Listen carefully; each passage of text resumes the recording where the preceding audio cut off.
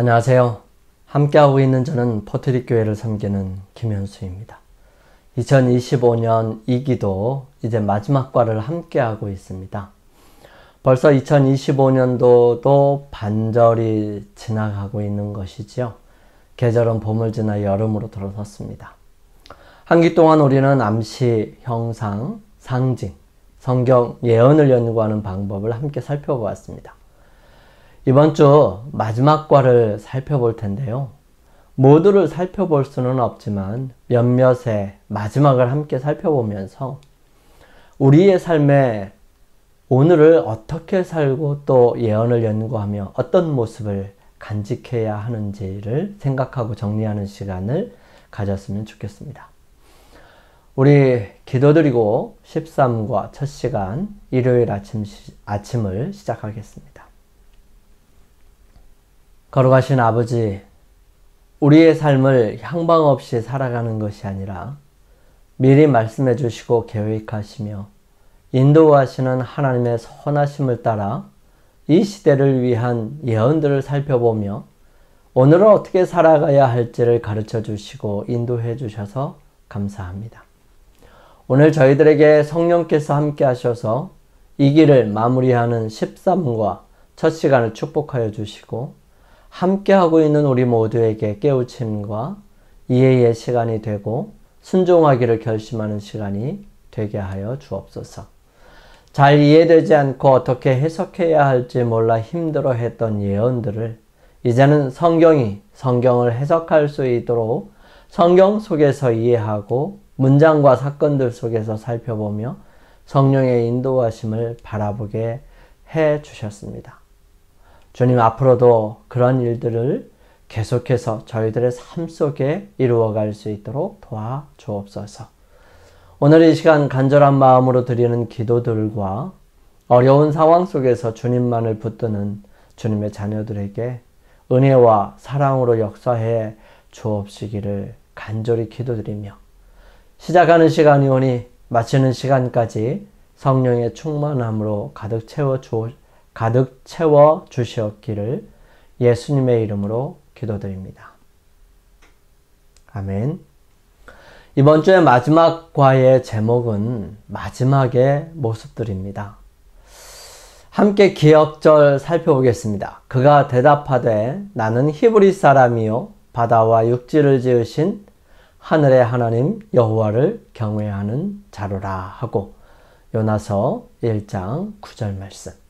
요나의 고백이지요. 항상 우리의 정체성이 중요하고 어떤 사람, 어느 편에 속해 있는지에 관한 부분입니다.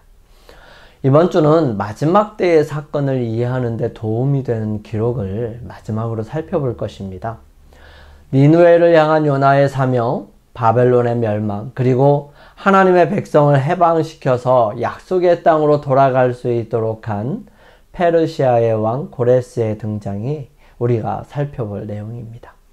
앞서 살펴본 여러 다른 이야기와 마찬가지로 이러한 역사적 기록들은 모든 세대를 위한 깊은 의미를 가지고 있습니다. 하지만 이것은 그리스도께서 돌아오시기 직전에 세대에 더 특별한 의미가 있습니다. 우리는 이러한 역사적 기록에서 다양한 요소를 찾아내고 우리에게 주어진 현대 진리를 더 잘 이해하는 데 도움을 받을 수 있습니다. 현대 진리라 함은 지금 이 시대에 필요한 하나님의 말씀, 적용되고 순종함으로 하나님께 가까이 가는 진리를 말합니다. 동시에 마지막 날의 사건을 예고하는 것처럼 보이는 이 모든 이야기에 관한 한 가지 기억해야 할 것이 있습니다. 우리는 이 광범위한 주제와 암시를 살펴볼 때 주의해야 하고요. 예언적 억측을 만들 정도로 모든 세부 사항을 분석하려고 하지 않아야 합니다. 즉, 과도하게 모든 것을 상징적이고 의미가 있다고 생각하여 무리하게 적용하려 하지 말아야 한다는 것입니다. 예수님의 비유에서처럼 우리는 주요 요점과 원칙을 찾아내야 합니다. 숨겨진 진리를 찾기를 기대하면서 모든 세부 사항을 억지로 해석해서는 안 되지요. 대신 개요와 원칙을 살펴야 하고요. 이렇게 할 때 우리는 마지막 날과 관련된 요소들을 발견할 수 있을 것입니다. 한 주일 동안 살펴볼 교과를 공부하면서 생각해야 해 보아야 할 부분은 어떤 역사의 기록은 마지막 날 사건을 이해하기 덥지만 예언의 모든 세부 사항을 억지로 꿰맞춰서는 안 된다는 것을 생각해야 합니다. 그리고 예언 속에 나타나 있는 나라는 세워지고 무너지지만 하나님의 예언과 통치의 뜻은 시대를 통하여 이루어집니다. 바벨론을 무너뜨리고 장차 다가올 하나님 나라의 회복을 믿으며 충실하게 사명을 감당하기로 결심하는 것이죠. 우리가 공부하는 내용으로 결론적인 부분은 어떤 역사적 기록은 마지막 날 사건을 이해하는 데 도움이 되지만 모든 세부 사항을 꿰맞춰 예언적 억측을 만들어내서는 안 된다는 사실입니다. 요나의 기록은 창조주 경배와 마지막 때에 우리에게 주어진 사명을 알려줍니다. 요나의 예언은 조건적 예언이지만 어떤 예언은 인간의 반응과 관계없이 성취됩니다.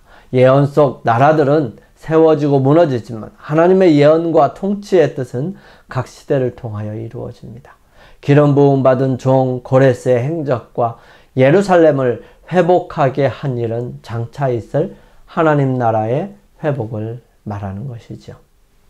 오늘은 6월 22일 일요일 주저하는 선지자 함께 살펴보겠습니다. 요나의 이야기는 짧지만 큰 의미가 담겨 있어요. 많은 신자들이 이 주저하는 선지자에게서 자신의 모습을 발견했습니다.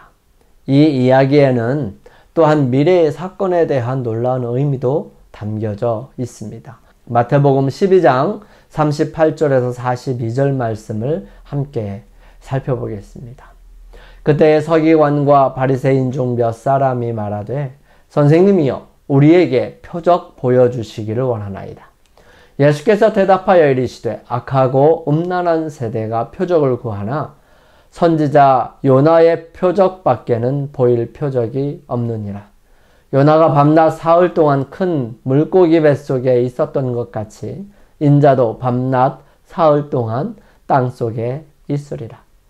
심판때에 느느웨 사람들이 일어나 이 세대 사람을 정죄하리니 이는 그들이 요나의 전도를 듣고 회개하였음이오니와 요나보다 더 큰 이가 여기 있으며 심판때에 남방 여왕이 일어나 이 세대 사람을 정죄하리니 이는 그가 솔로몬의 지혜로운 말을 들으려고 땅끝에서 왔음이거니와 솔로몬보다 더 큰 이가 여기 있느니라. 예수께서 서기관과 바리새인들에게 말씀하실 때 요나 이야기의 어떤 부분을 언급하셨을까요? 이 요나의 밤낮 사흘 동안 큰 물고기 뱃속에 있었던 일입니다. 그분의 말씀에서 심판에 대한 어떤 교훈을 찾을 수 있을까요? 예수님은 자신이 요나보다 크다고 선언하셨습니다. 예수님께서는 이 세상에 오시는 것이 십자가를 의미하는 것임을 알고 계셨음에도 잃어버린 자를 찾아 구원하러 이 땅에 오셨습니다. 요나는 자기 죄 때문에 큰 물고기 속에서 사흘을 보냈고 예수님은 우리의 죄 때문에 무덤에서 사흘을 지내셨습니다. 그것이 바로 잃어버린 자를 구원하는 데 필요한 일이었기 때문이죠.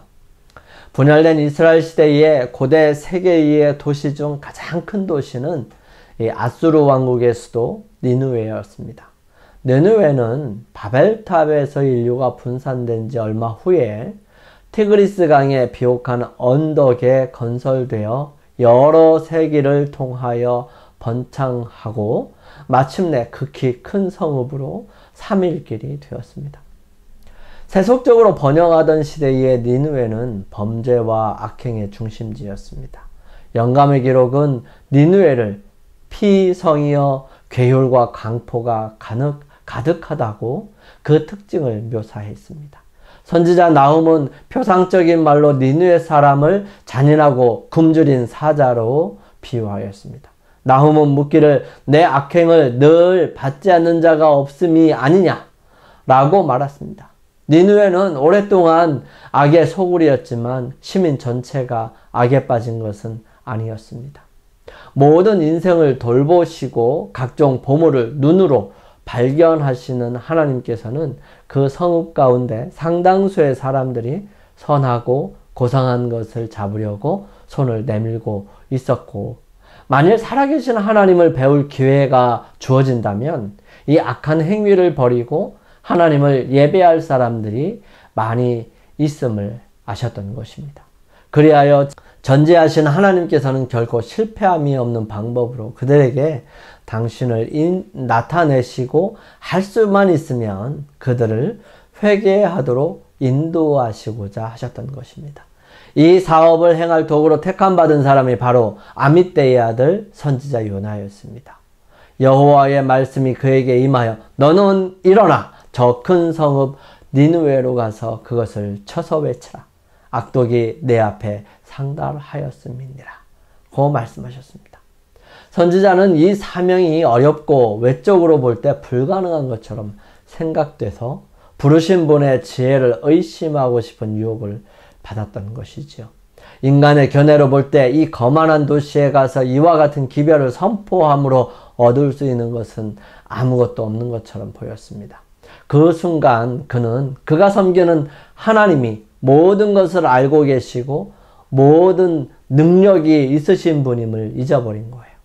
그가 여전히 주저하고 의심하는 동안에 사단은 그를 좌절감에 쌓이게 했고, 선지자는 큰 공포에 쌓여서 일어나 다시스로 도망하려 했던 것입니다.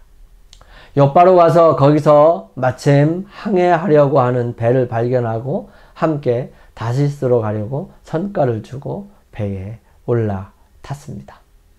요나에게 위탁된 책임은 무거운 것이었지만 그에게 가라고 명령하신 하나님께서는 당신의 종을 붙드시고 그에게 성공을 허락하실 수 있으셨습니다. 만일 선지자가 의심하지 아니하고 순종했더라면 많은 쓰라린 경험을 겪지 않고 큰 축복을 받았을 것입니다. 요나가 절망에 빠진 때에도 여호와께서는 그를 버리지 않으셨지요. 연속적인 시련과 이상한 섭리를 통하여 하나님께서는 당신과 당신의 자녀의 구원하시는 무한한 능력에 대해 선지자의 확신을 소생시켜야 하셨습니다. 하나님께서는 막무가내로 일을 진행하시지 않으세요. 우리의 마음이 그거에 대하여 인정하고 받아들일 때 비로소 우리를 통하여 그 일들을 하시는 것입니다. 만일 요나가 처음 부르심을 받았을 때에 침착하게 생각했더라면 그에게 맡겨진 책임을 피하려는 자신의 노력이 얼마나 어리석은 것인지를 알 수 있었을 것입니다. 오늘날 우리는 요나를 니느웨로 가기를 거부하다 마지못해 사명을 수행한 선지자로 알고 있습니다. 아시리아가 자행했던 이 잔혹한 통치를 생각하면 인간적인 관점에서 이것은 쉽게 이해할 수 있는 일입니다. 아시리아의 벽화는 끔찍한 장면으로 가득하고요. 정복당한 민족들은 상상할 수 없는 가장 잔인한 방법으로 죽임을 당했습니다. 그러니 어느 누가 그들의 수도에 가서 회개의 기별을 전하고 싶겠습니까? 이 이야기에는 마지막 때에 남은 무리의 운동을 예고하는 듯한 중요한 장면이 있습니다. 너는 누구냐는 선원의 질문에 요나는 나는 히브리 사람이요 바다와 육지를 지으신 하늘의 하나님 여호와를 경외하는 자라고 대답합니다. 요나는 어려운 순간에 자신이 누구인지를 밝힐 때에는 주저하지 않았습니다. 자신의 목숨이 위태로울 수도 있겠지만 아랑곳하지 않고 분명하게 증거하는 선지자였습니다. 여기서 우리가 주의 깊게 살펴보아야 할 부분이 있다면 바로 첫째 천사의 기별, 즉 계시록 14장 7절에 있는 하늘과 땅과 물들의 근원을 만드신 이를 경배하라는 것과 매우 비슷한 표현입니다. 실제로 요나가 주님을 바다와 육지를 지으신 분으로 강조하는 것은 분명히 하나님이 창조주이심을 가리키고 있습니다. 이 사실은 우리가 그분을 경배해야 하는 이유의 기초이고요. 예배는 마지막 날 사건의 핵심입니다. 동시에 우리도 역시 영적 바벨론의 인기 없는 기별을 전해야 할 책임이 있습니다. 너희는 그녀, 즉 바벨론에게서 나오라고 세상에게 회개해야 한다고 말해야 하고 외쳐야 합니다. 이 기별은 아무리 친절한 방법으로 전달한다 하더라도 많은 사람들에게 거의 항상 부정적인 반응을 불러일으킵니다. 복음을 전할 때 부정적이거나 심지어 적대적인 반응을 받아보지 않은 사람은 거의 없었을 거예요. 이 복음을 전하는 많은 사람들은 그러한 경험들을 하게 됩니다.